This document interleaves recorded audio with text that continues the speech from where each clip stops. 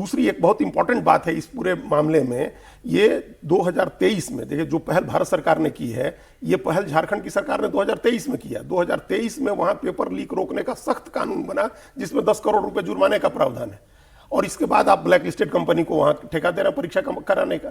तो ये पूरे कुएं में भांग पड़ी हुई है और उसको ठीक करने का कोई सोच सरकार के अंदर नहीं दिख रही है। नहीं, सरकार के अंदर सोच नहीं है, और जो दिल्ली के मुद्दे पर जोर शोर से बोल रहे थे वो भी एकदम मुंह पर चुप्पी लगाए बैठे हैं। क्यों? बिल्कुल, प्रदर्शनकारी छात्र इस वक्त मोर्चे पर डटे हुए हैं। छात्रों की मांग है कि पेपर रद्द किया जाए। जेपीएससी, जेएसएससी और दूसरी एजेंसियों ने जो भी एग्जाम करवाए हैं उन सबकी जांच सीबीआई से कराई जाए। पेपर लीक की जिम्मेदारी तय हो और परीक्षाओं में हुई देरी की वजह से जो नौजवान ओवर एज हो गए हैं उन्हें आयु सीमा में छूट दी जाए, ये उनका अधिकार है। दोषी अधिकारियों और एजेंसियों के खिलाफ भी सख्त कानूनी कार्रवाई होनी चाहिए। इतना ही नहीं, नीट पेपर लीक के खिलाफ जब जंतर मंतर पर आंदोलन हुआ था तब सोनम वांगचुक भूख हड़ताल पर बैठे थे। यहां रांची में जेपीएससी और जेएसएससी में धांधली के खिलाफ भूख हड़ताल पर देवेंद्र नाथ महतो बैठे हैं। देवेंद्र नाथ ने यह कसम खाई है कि जब तक कि जेपीएससी और जेएसएससी दोनों एजेंसी में पूरी सफाई नहीं हो जाती वो भूख हड़ताल पर बैठे रहेंगे। महतो ने जेपीएससी के प्रीलिम्स का रिजल्ट आने के बाद आंदोलन का बिगुल फूंका था और अब उन्होंने ये साफ कह दिया है कि जब तक कि बड़ा एक्शन नहीं होगा वो भूख हड़ताल पर ही रहेंगे। उनका बयान आप सुने। सरकार को घुटने में टेकने के लिए मजबूर करेंगे और सारे दोषियों पर कड़ी कार्रवाई का सुनिश्चित कराएंगे। सबसे पहले 14वीं पीटी परीक्षा को रद्द कराएंगे।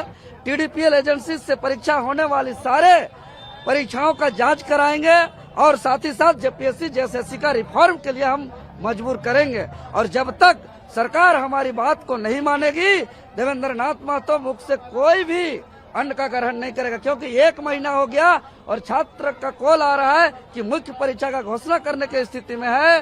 तो आज पिछले 26 सालों से झारखंड के छात्रों को ठगा जा रहा है। पिछले 26 सालों से झारखंड के छात्रों का भविष्य को बेचा जा रहा है। इसलिए हम लोग इस लड़ाई को आर और पार लड़ेंगे।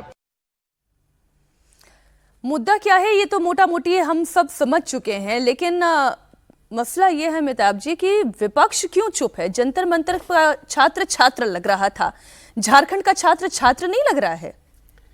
क्या होता है कि your stand on any issue depends upon where you sit. तो जैसे कांग्रेस मान लेते हैं विपक्ष में है, तो जो भी आंदोलन जैसे जंतर मंतर का आंदोलन या किसी भी छात्र आंदोलन जो भाजपा के किसी राज्य सरकार के खिलाफ हो रहा होगा उसमें कांग्रेस उसका समर्थन करेगी, क्योंकि कांग्रेस विपक्ष में। लेकिन कांग्रेस यहाँ पक्ष में है झारखंड में, वो पार्ट है अलायंस का, सरकार में उसके मंत्री हैं। अब जब उनके खिलाफ, उनके सरकार के खिलाफ ये काम होगा, क्योंकि वो कहाँ बैठा है, वो सत्ता में बैठा है, तो वो उसका स्टैंड रहेगा कि भाई इसको इग्नोर करो या इसके ऊपर कोई कार्यवाही मत करो। एक और बात है कि जब हम लोग 17-18 में कैंपेन कर रहे थे मध्य प्रदेश में, तो एक नारा हमने चलाया था, सरकार सरकार में फर्क होता है। लेकिन इतने सालों पॉलिटिशियंस और सरकारों के साथ काम करने के बाद मैं इस नतीजे में पहुंचा कोई फर्क नहीं होता।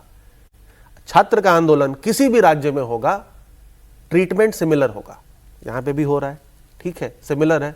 बातचीत हुई जंतर मंतर के प्रोटेस्ट के बाद, बट उसमें भी लगभग 25 या 30 दिन लगे, छात्र बैठे हुए थे।